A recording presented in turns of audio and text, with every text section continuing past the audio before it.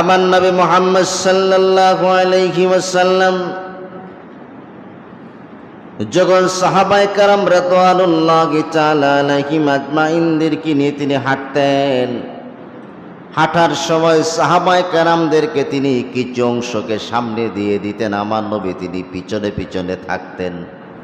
সুবহানাল্লাহ। আর আমাদের সমাজের লিডারেরা কোন জায়গায় থাকে? সামনে। সিনা টানাইয়া টান টান উত্তেজনা, কথা বলেন ঠিক না? নেতা সাহেব টান টান উত্তেজনা সিনা বানাইয়া টানাইয়া হাঁটবে।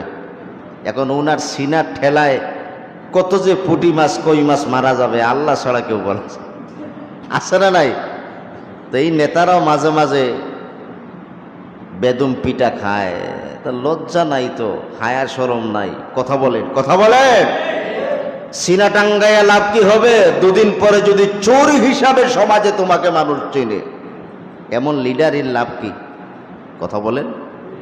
হ্যাঁ, সিনা টানাইতে যদি পারেন আল্লাহকে খুশি করে আপনি সিনা টানান, তা মানুষ আপনাকে দেখলে সম্মান করবে, তাজিম করবে, আপনাকে দেখলে সালাম দিবে, এই আবার পিছনে কইব যাইতেছে রে, এই কথা যেন না বলে। অনেক মানুষ আছে না, সালাম ঠিকই দেয়, একটু আড়াল হলেই কয় যারে শক্তি দিল না, কথা বলেন ঠিক না?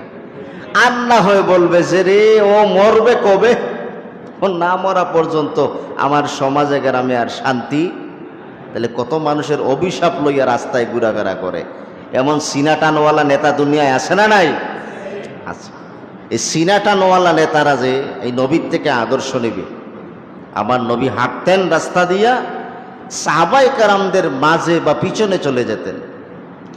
সাহাবায়ে কেরাম সামনে হাঁটতেছেন, যদি কেউ আগে আমার নবীকে না দেখে হঠাৎ শেষে তার জায়গায় অবাক হয়ে যায়, নবী কুঞ্জন, নবীকে, এই পুরা মজমার ভিতরে নবীকে একজন জিজ্ঞেস করে, এই যে কয়জন আছেন যে তোমাদের মধ্যে নবীকে, সুবহানাল্লাহ, নবী উনি হচ্ছেন রাহমাতুল লিল আলামিন। তারপরে যে প্রথমে দেখে নাই আসিয়া চিনতে পারতেছে না, কারণ সাহাবায়ে কেরাম সামনে আর আমার নবী নম্র বিনয়ী নবী, এখানে নবীকে খুঁজে পাইতেছে না। সুবহান।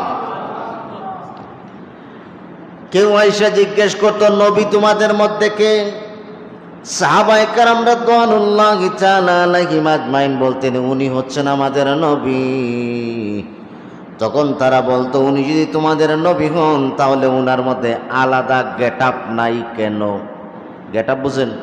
আলাদা বাপ নাই কেন? এটা বাপ থাকে না, নেতা সাহেবের বাপ, বড় বড় মাথা মোটাওয়ালাদের একটা বাপ আছে না নাই? বড় মাথা চিনেননি? বড় মাথাওয়ালা যারা, ওই বলে আকারের মাথা না, বড় বড় নিজেকে হামসে বলা কোন হয় যারা মনে করেন, ওনাদের বাপটাই আলাদা থাকে। আমার নবী কিন্তু অনেক বড় ছিলেন, আল্লাহ সৃষ্টির মধ্যে নবীর চাইতে বড় কেউ ছিলেন।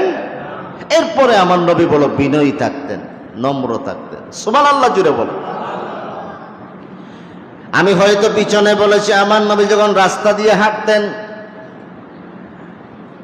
দিয়ে হাঁটতেন মনে হতো যেন আমার নবী বিশাল উঁচু পাহাড় থেকে তিনি নিচের দিকে ধাবিত হচ্ছেন, উঁচু পাহাড় থেকে নবী নামতেছেন, কিন্তু আসলে ওই জায়গাটা উঁচু না, জায়গাটা সমতল। তার মানে আমার নবী যখন হাঁটতেন, আমার নবী নিজের মাথা মুবারকটা সামনের দিকে ঝুঁকাইয়া ঝুঁকাইয়া হাঁটতেন, সিনা টানাইয়া হাঁটতেন না। এই জন্য সিনা টানাইয়া হাঁটাটা, এটার একটা দিক আছে, এটা একটু আরেকটা সেক্টর, এটা হলো অহংকার। এটা কি? বিনয়ের ঠিক বিপরীতটা হলো অহংকার। মনে রাখবেন, আত-তাকাব্বুরু ইয়ালুল্লাহ, অহংকার হচ্ছে একমাত্র আল্লাহর চাদর। কার চাদর? জোরে বলেন কার? অহংকার হচ্ছে একমাত্র আল্লাহর চাদর। আল্লাহ ছাড়া আর আল্লাহর সৃষ্টির মধ্যে কারো অহংকার করার কোনো লাইন, একটু কথা বলেন, লাইন আল্লাহ ছাড়া আর কেউ অহংকার করতে পারবে না। যদি উনি বলেন আমার অনেক সম্পদ আছে, আমি অহংকার কিছু করা দরকার, না না, তোমার সম্পদের অহংকারের টাইম নাই, তোমার চাইতে বহুত বড় বড় সম্পদওয়ালারে আল্লাহ কানে দরাইয়া তা জমিনের দাফন করাই দিছে। কথা বলেন ঠিক কিনা? ফকির বানাই দিছে। কি সম্পদ তুমি দেখাইয়া বাপ নিবার সিনাটা নাইয়া হাঁটবা? আল্লাহর কাছে তোমার সম্পদের 4 পয়সার মূল্য নাই। ঠিক কিনা বলেন? 4 পয়সার মূল্য নাই। যদি কেউ বলে যে আমি বংশ মর্যাদায় অনেক বড়, আমি চেহারা সুন্দরে অনেক বড়, আমি পুরা সমাজের মধ্যে 7 ফুট 8 ইঞ্চি লম্বা, যদি বলে আমি 7 ফুট 8 ইঞ্চি লম্বা, জবাব আসবে না তুমি আর কি লম্বা, তুমি তো জানো না তোমার আমার 14 গোষ্ঠীর বাবা হযরতে আদম ছিলেন 60 হাত লম্বা। সুবহানাল্লাহ বলেন। আদম আলাইহিস সালামের লম্বা কতটুক ছিল? 60 হাত। যার সিনা মুবারক ছিল 7 হাত।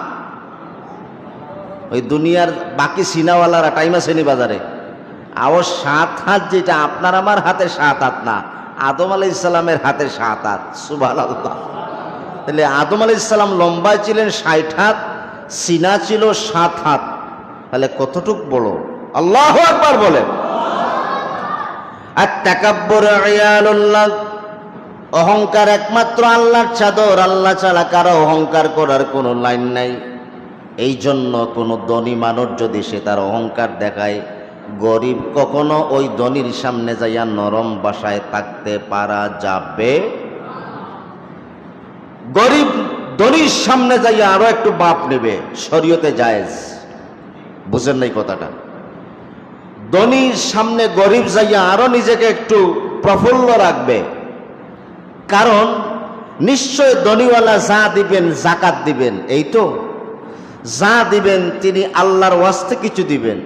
তো উনি যে জাকাত দিচ্ছেন আল্লাহর ওয়াস্তে দিচ্ছেন, উনি তো ওই গরিবের প্রতি কোনো ইহসান করতেছেন না। কি উনার কি ইহসান? এটা আল্লাহর অর্ডার। সুবহানাল্লাহ। জোরে ধনীর কাছে গরিবের জাকাত পাওয়া এটা আল্লাহর অর্ডার। জাকাত ব্যক্তি তোমার কিসের বাহাদুরি বেটাগিরি? তুমি আমার জাকাত দিচ্ছ আর তুমি বাপ মারবার, তোমার সামনে আমি মাথা ঝুঁকাইয়া থাকবো? হতে পারে না। এটা আইন হচ্ছে ধনীর সামনে গরিব যাইয়া দাঁড়াবে বাঘের বাচ্চার মতো, দেন আমার জাকাত আমার হাতে দেন। সুবহানাল্লাহ। সুবহানাল্লাহ জুড়ে বলে। ধনীর সামনে গরিব যাইয়া দাঁড়াবে বাঘের বাচ্চার মতো, অর্থাৎ সে বুঝাই দেবে তুমি যত বড় পয়সাওয়ালা, তোমার কাছে মাথা নত করছি না। তার মানে হচ্ছে আমার মাথা নত করার একটা মাত্র জায়গা, সেটি হচ্ছে আমার। আরো জুড়ে বলেন তিনি কে? আমি আল্লাহ ছাড়া আর কারো কাছে মাথা নত করতে পারবো। এখন এই সমাজে অহংকারী মানুষগুলা